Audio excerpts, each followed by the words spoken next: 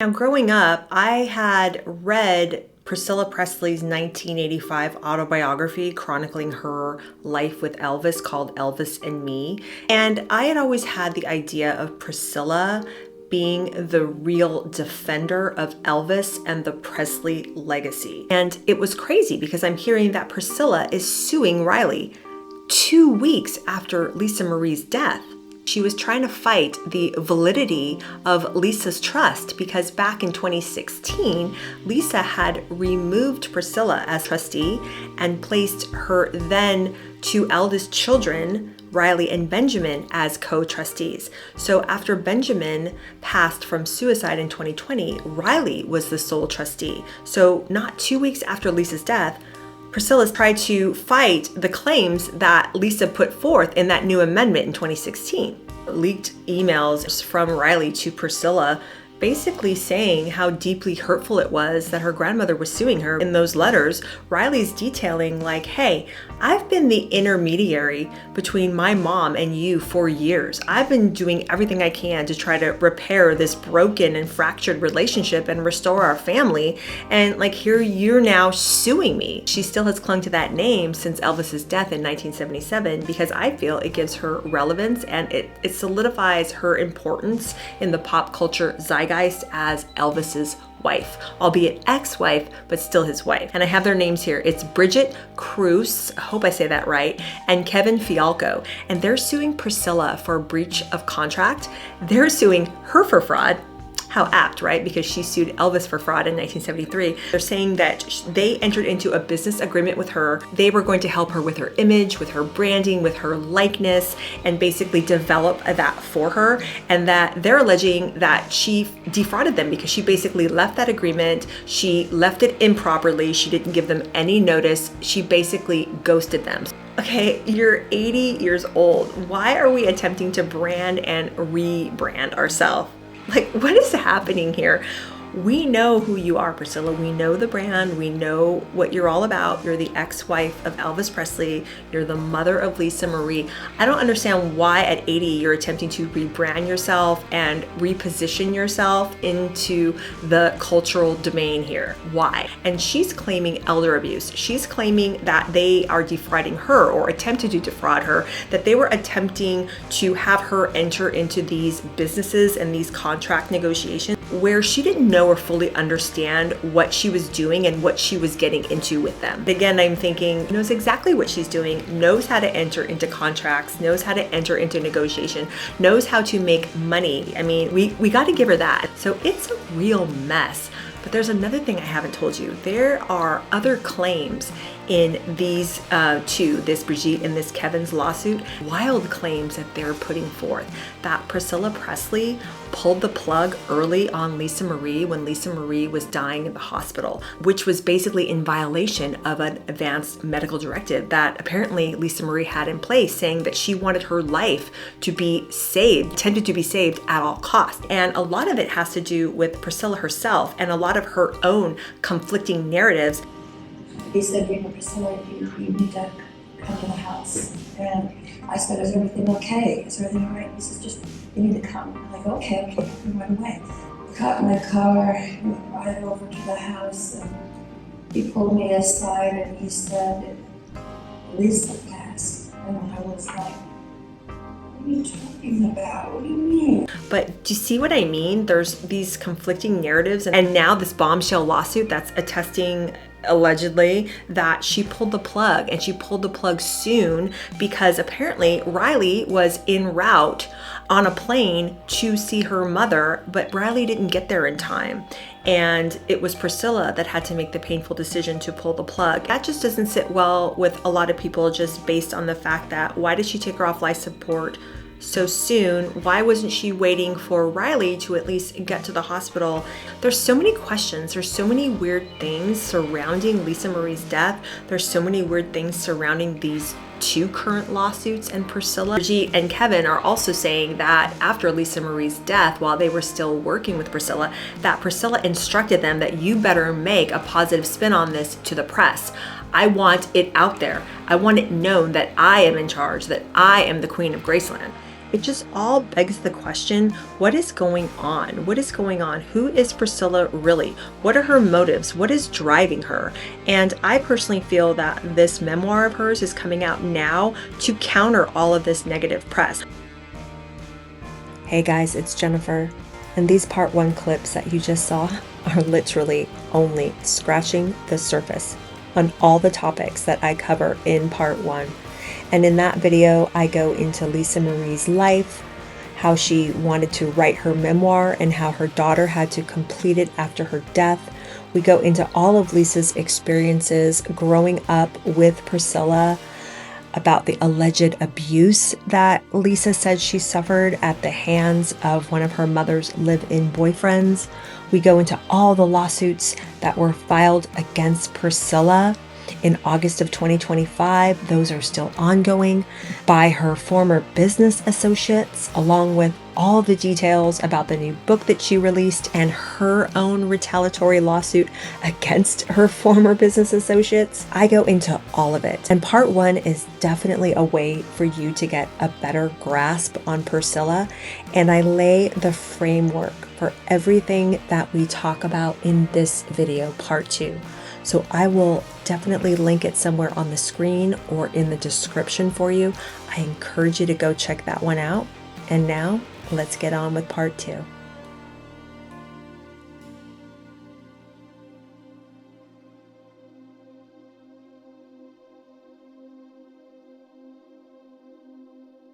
You have all these unsavory stories swirling around Priscilla's good name now. So you've got her out promoting this new memoir of hers. The fact that she has to go and sue her granddaughter 2 weeks after her own daughter Lisa passes. So we got all that. And then it reminded me of this little seed that had been planted in the back of my mind about who Priscilla Presley really was.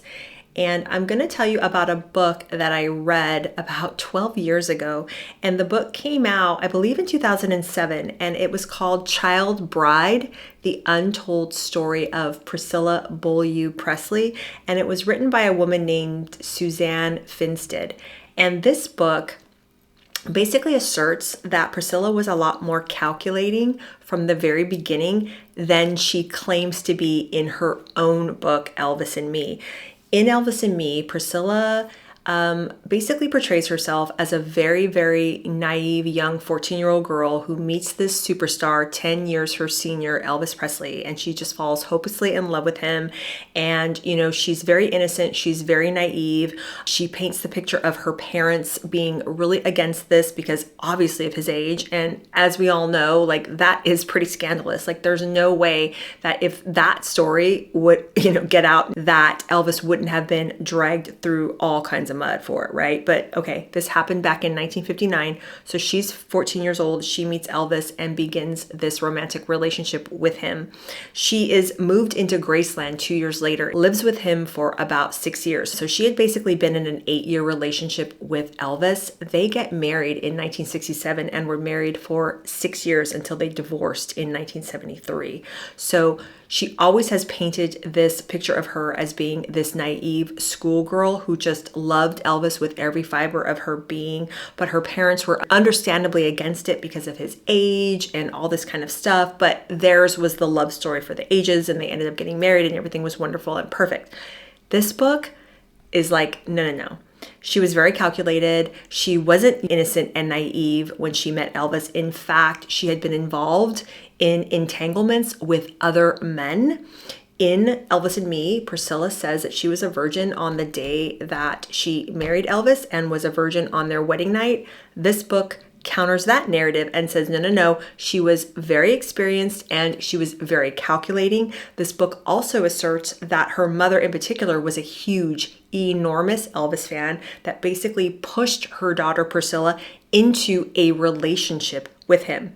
And this book also asserts that after that 8-year period, she'd been whisked off to Graceland 2 years after she started the relationship with Elvis. She had been living there at Graceland, and Elvis, by all accounts, had promised Priscilla's parents that he would eventually make an honest woman out of her and marry her. And according to this book, Priscilla's stepfather, Mr. Beaulieu, basically threatened Elvis and the Colonel that if you do not do the right thing and marry my daughter, I will smear your name through the mud. Now, there was a huge scandal back in the late 1950s with Jerry Lee Lewis marrying his 13-year-old cousin. It was a huge, huge scandal. His reputation and his musical career was almost destroyed. It took him a really, really long time to get any type of respectability in the public eye again, and he never really fully got back to where he was before that scandal.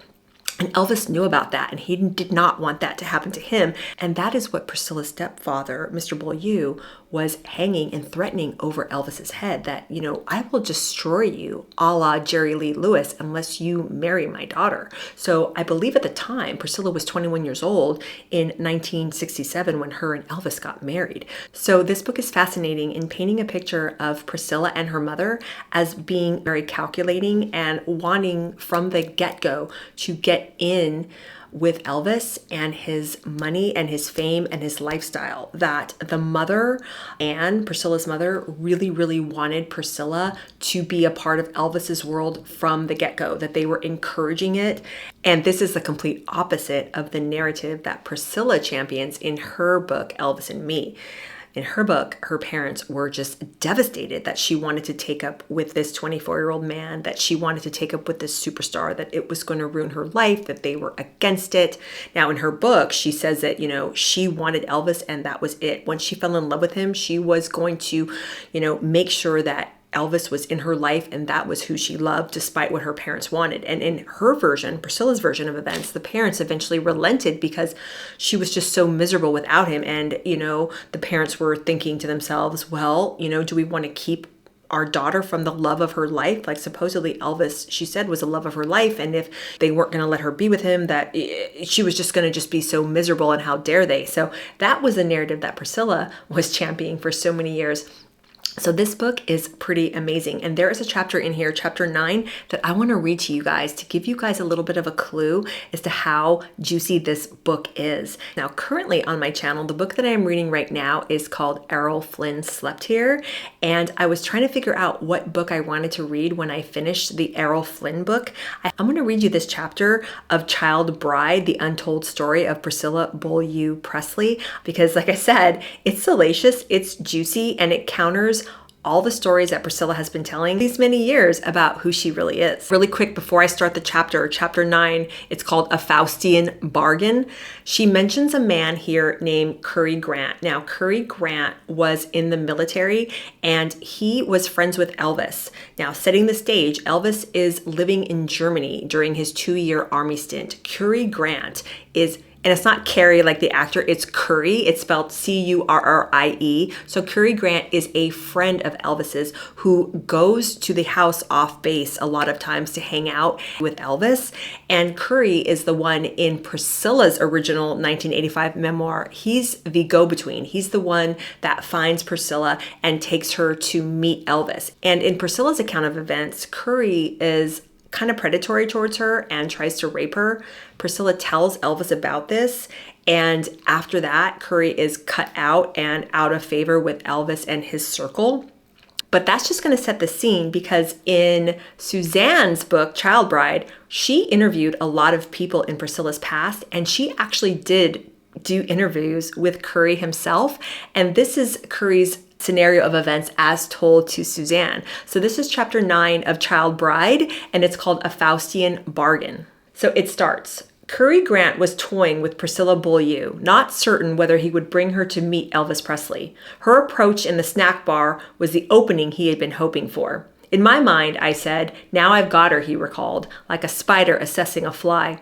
I thought, she wants something. She wants me to do a favor for her, but now I've got her, 'cause she's coming to me. Priscilla Beaulieu and Curry Grant had mutually compatible goals. Curry was Priscilla's ticket to Elvis, and Priscilla was Curry's passport to bliss, because unfortunately, this guy was predatory. Like, he admits he wanted to fool around with Priscilla. So it says, Curry studied his prey, making small talk and asking Priscilla a few critical questions, including her age. When she said 14, I almost fell off my chair, he remembered. I look older, don't I? He recalled Priscilla responding nonchalantly. Her tender age, however, did not deter either of them. It says, Curry began stringing Priscilla along, saying he might be able to take her to Elvis's house, making arrangements to meet her at the club several more times to talk about it. And the club meaning like this little place that families, military families and kids would hang out, where they would like listen to music and order food. It was kind of just like a meeting house kind of. So the book continues. If I said, meet me at 5 o'clock, she would be there at 15 to 5 waiting for me. This went on, Curry estimated, for roughly a week. Curry was playing a cat and mouse game with Priscilla. A few months earlier, he had brought a young girl with whom he was having an affair to Elvis's house. When they got there, Elvis took a fancy to Curry's date and took her to his bedroom. By the time she left, she had lost all interest in Curry. Once she had been with him, you can forget about doing anything, he recalled. She sat on the far side of the seat, almost glued to the door. I guess the car door. The experience burned into Curry's skin like a branding iron. If he hoped to get anywhere with Priscilla, he figured, it would have to occur before she met Elvis, if he decided to take her to Elvis's house. When Priscilla informed him late in the week that she had already told her mother about the proposed visit, Curry was annoyed, but he softened when he saw the sad look in Priscilla's eyes.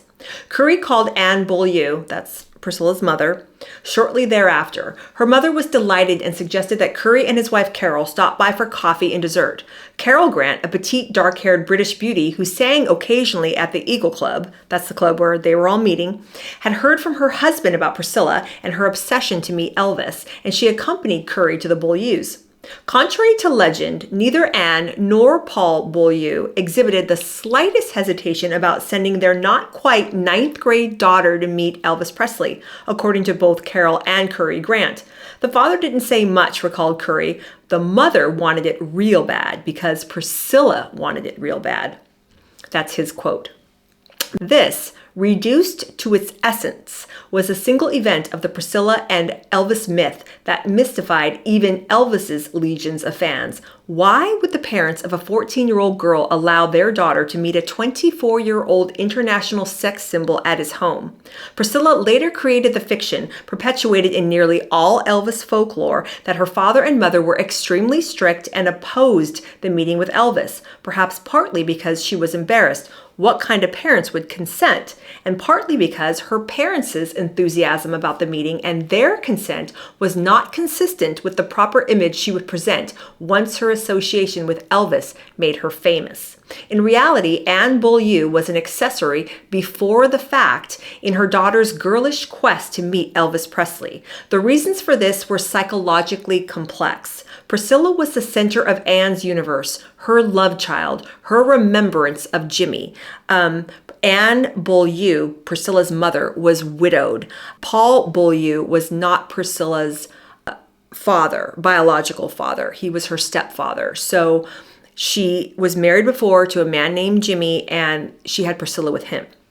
So the book is talking about the fact that Priscilla was the love child from this relationship that unfortunately ended with Jimmy's death. The author is basically saying that Priscilla was the center of Anne's universe, her love child, her remembrance of Jimmy. Anne permitted Priscilla to do things she would not have considered for her other children. Her daughter's infatuation with Elvis, moreover, must have struck an emotional chord in Anne. How could she not be reminded of herself at just past 14, sneaking out of the house to date a handsome, dark-haired older man in uniform? That was Jimmy. Anne would not deprive her daughter of the joy her own parents had denied her. She had a lot of compassion for me, Priscilla had said of her mother's attitude towards Elvis. She understood. Anne was so starstruck, for she had been drawn to Elvis Presley since the family's Duval days. During the Grants' get-acquainted conversation with the Beaulieus, it was not a question of if Anne would let Priscilla go, recalled Curry. It was a question of when I would take her, meaning go to meet Elvis. Curry left the house without setting a date for the big night. He wished to perpetuate his amorous game with Priscilla Beaulieu a while longer, capitalizing on his connection to the king. Priscilla had become for him the consummate challenge. He was a driven man who had to get past her look but don't touch demureness. Curry Grant wanted desperately to conquer Priscilla Beaulieu. During their next conversation at the club, he set the trap. I told her we'd have to be alone. Priscilla at first demurred, Carrie recalled. She told him her parents knew he was married. Well, somehow we've got to be alone, he insisted. I can't stand it. Priscilla then came up with a plan. According to Curie, Curie would ask her parents' permission to take her to a movie with him and Carol. Then he could tell his wife he had to work late, pick Priscilla up alone, and tell her mother and father that they would collect Carol on their way to the theater. That was her idea, not mine, Curie said. I thought, man, that was pretty provocative, and if I get caught, they will put me under the prison. Priscilla and Curie's motives became clear the first night they were alone. After we got in the hills, I tried to kiss her, tried to talk about things, he recalled. This is Curie saying this. All she wanted to do was talk about Elvis. Finally, I just reached over and kissed her. She didn't really resist, but she didn't really want to do it. It was like kissing a table. I wasn't used to people being that way, stiff, and I let go. Priscilla persisted in her questions about Elvis. The girl would not give up. There was nothing I could do but talk to her about Elvis. Curie persisted in trying to kiss Priscilla until she finally got used to it. After about a half an hour, there was nothing to it. We would talk in between. As the evening progressed, he counseled her as to how to behave if he did decide to take her to meet Elvis.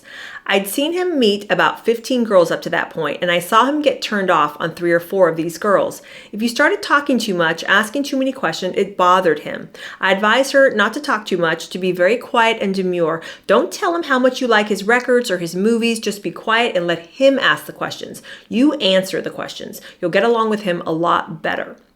That first evening ended on a note of frustration for both. I was a little disappointed, declared Curie. She probably saw this because at the end, I wouldn't even touch her. I knew she was too stiff and embarrassed and shy, and I didn't want to make a fool out of either one of us, so I just let it go, but she was ready to go out the next time. I mean, this is really disgusting predatory behavior on the part of this man. Like, I am really even shocked that he gave this interview. It's just so crazy. But I continue.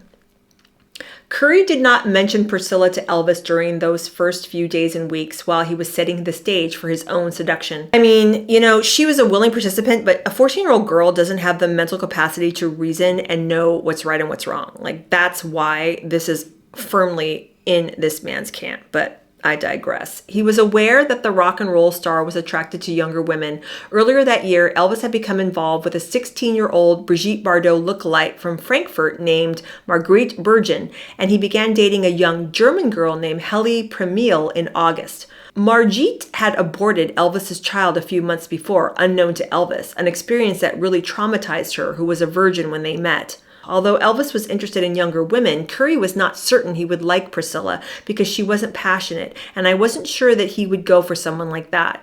He also had misgivings because of her age. 16 was one thing, 14 quite another, and he still had designs on Priscilla himself. In her desperate mission to meet Elvis Presley, Priscilla had fallen deeper into Curie Grant's web, a dangerous spot for any 14-year-old girl. By his own admission, Curie was taking advantage of his connection to Elvis, using himself as bait for Priscilla to fulfill her fantasy of meeting a rock star. Oh, absolutely, Curie confessed. I don't deny that at all. All the guys around Elvis would say the same things. They got the leftovers that Elvis didn't get to or didn't want. I've done it many times myself. I'm not bragging. I'm just telling you what the facts are. He felt guilty fooling the Beaulieus, Curie later admitted. I felt really bad, but I wanted Priscilla to be with her more. Curie and Priscilla parked in the hills a second time using the same movie subterfuge sometime that late summer or early fall. These rendezvous were their secret, and secrecy was a concept with which Priscilla was intimate. In Curie's words, I told her several times, whatever we say or do, it always stays between you and me, and she agreed. How predatory can you get? That is so disgusting. Priscilla, according to Curie, would have done anything to meet Elvis Presley. By their fourth encounter in the hills, she had given herself sexually to Curie. It actually started getting better on the third, he remembered, but she did everything humanly possible to please me that fourth time. It was then that Curie Grant made his decision to bring Priscilla Beaulieu to meet Elvis Presley. I felt sorry for her because she had tried so hard to please me, had done everything that we needed to do. By the end of their lovemaking, Curie told Priscilla he would take her to Elvis's house, and she became a little aggressive herself. So he basically got what he wanted from her, and only now, because he's a married man, he can go ahead and just take her over to meet Elvis. As they were driving back to the Beaulieus, Curie became aroused again and pulled the car to a dark spot near the Wiesbaden Museum. We just got into it, and this German police car with a big Polizei on the side, a green Volkswagen, I'll never forget it, caught us a block from her house. It scared the living hell out of me. The windows were all steamed up, her blouse was loosened, and her skirt was up, and we got caught before we got into the act itself. I thought they'd put me in prison. She was a minor. I was in the Air Force. Her father was in the Air Force. But the German policeman was such a nice guy. If it had been the American police, I might have been dead. The cop said, "You better be careful and take her on home when you get ready." Can you imagine had that German police officer done his duty? Priscilla probably would have never have met Elvis, according to this, story, this version of events, allegedly. Not only was Priscilla Beaulieu not a virgin on her wedding night, as she would later claim, she was not a virgin when she met Elvis Presley, according to Cary Grant, allegedly. She had entered into a Faustian pact to meet Elvis, and sex with Curie, the loss of her virginity, was the price he exacted.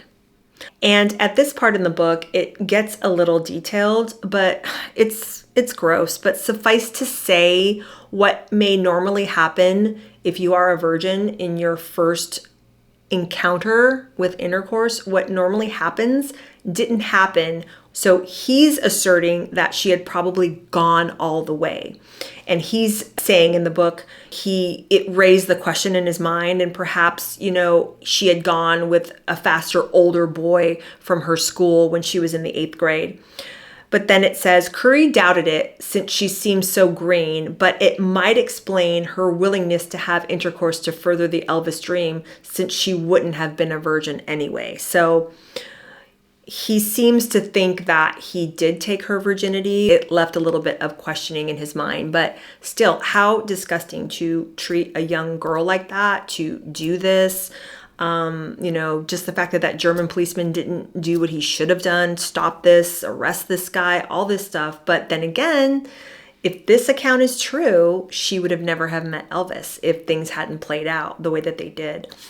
But Priscilla denies all of this, and the book continues. It says, Priscilla vehemently denied Curie's account in May of 1996. Now, this is after, over a decade after Priscilla wrote Elvis and Me in 1985.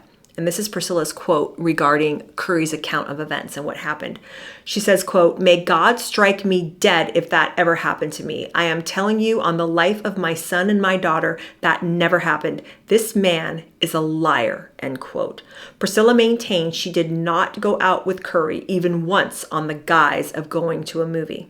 Informed of Priscilla's denial, Curie stood his ground. Now, this is a direct quote from Cary Grant, whom the author interviewed for this book. So this is his direct quote, okay? He starts and he says, "Her story was for her family and her good name. She wants to try to keep it clean. She knows about that. After being with Elvis all those years and through all the publicity people she's been around, she wants to control the things around her life and Scientology. She can't do that with me.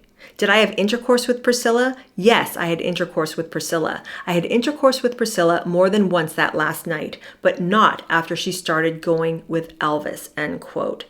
And he's referencing Scientology in that quote. At the time, Priscilla was involved with that religion. She has since gotten out of Scientology, but at the time she was in Scientology. Now, before I go into the last part of the chapter that I'm going to read to you, because it gets really good, but it's the tail end, the author of Child Bride, Suzanne Finstad, put a little disclaimer in the very beginning of the book, and she says, I'll read it to you. Suzanne says, "I think it is important to clarify that while Priscilla Beaulieu Presley agreed to be interviewed for this book, she in no way cooperated with or participated in the preparation of this book, and she has not endorsed Child Bride, nor does she authorize it. So she agreed to be interviewed, but involved in the preparation, and after it's released, does she authorize or endorse it? No." So Suzanne is saying that as a disclaimer that obviously Priscilla is refuting all of the claims in the book. So you've got Curie saying that he did indeed have relations with Priscilla, and he's going to stand his ground with this story. So the chapter continues. This is wild, you guys. This is crazy.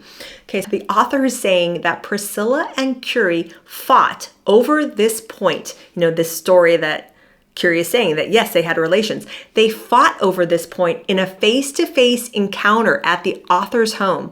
And the author said it took place on May 14th, 1996. So this is a back and forth between Curie and Priscilla. And I'll just say their name right before, who said what. So Curie says, "You and I started going in the hills once a week together." Priscilla, "Oh, Curie, please." Curie, "No, I'm telling you, that's the way it was." Priscilla, "Curie, you know that's not true." Curie, "She's a great actress, isn't she?" Priscilla, "You cannot look me in the eye and say we went somewhere in the hills." Curie, "I'm looking at you right in the face. We went somewhere. We not only went somewhere, honey, we made love somewhere in the hills."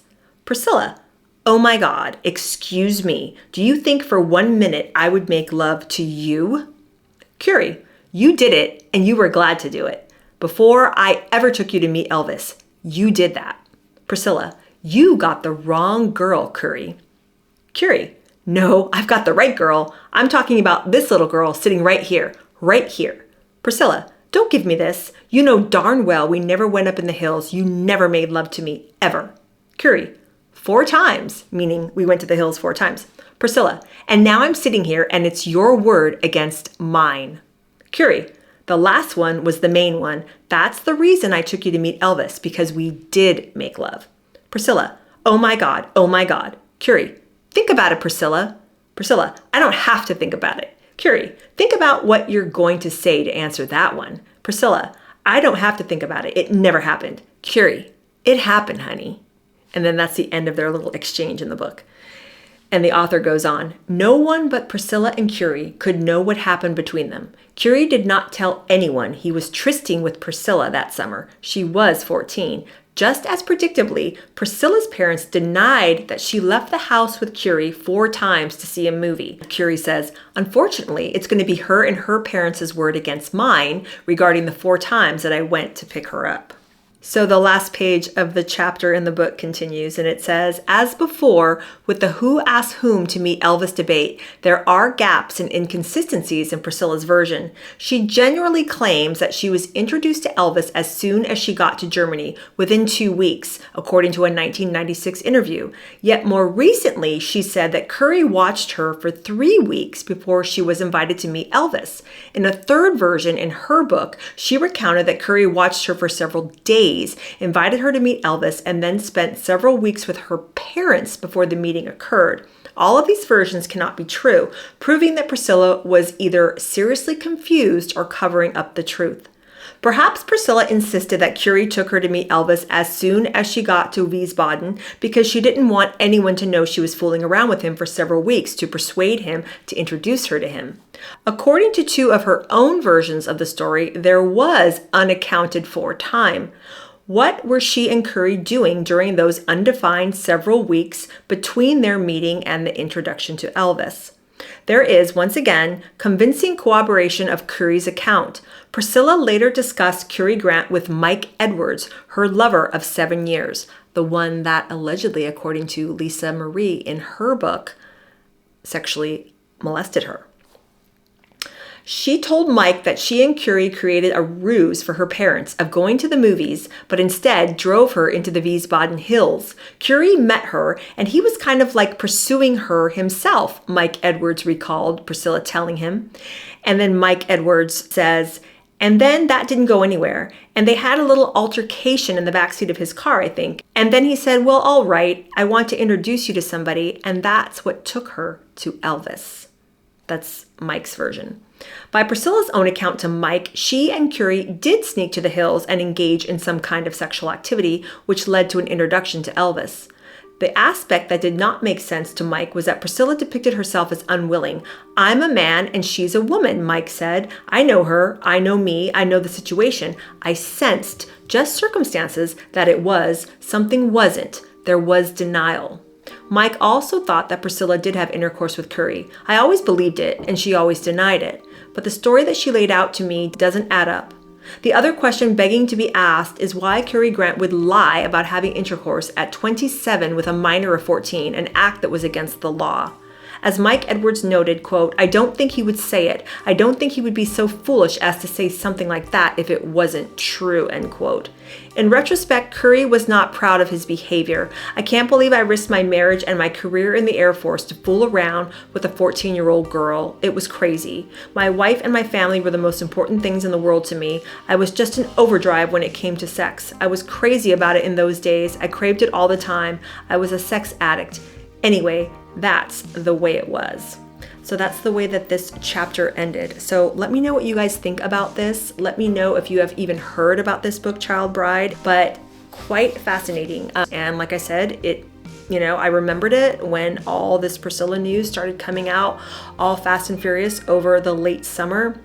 And it just got me thinking, this might be a really good book to read on the channel to counter some of the Priscilla Presley narratives that we have heard for years regarding her and her behavior and her relationship with Elvis. So let me know what you guys think. Let me know what you guys think about this chapter in particular. I mean, that is crazy, you guys.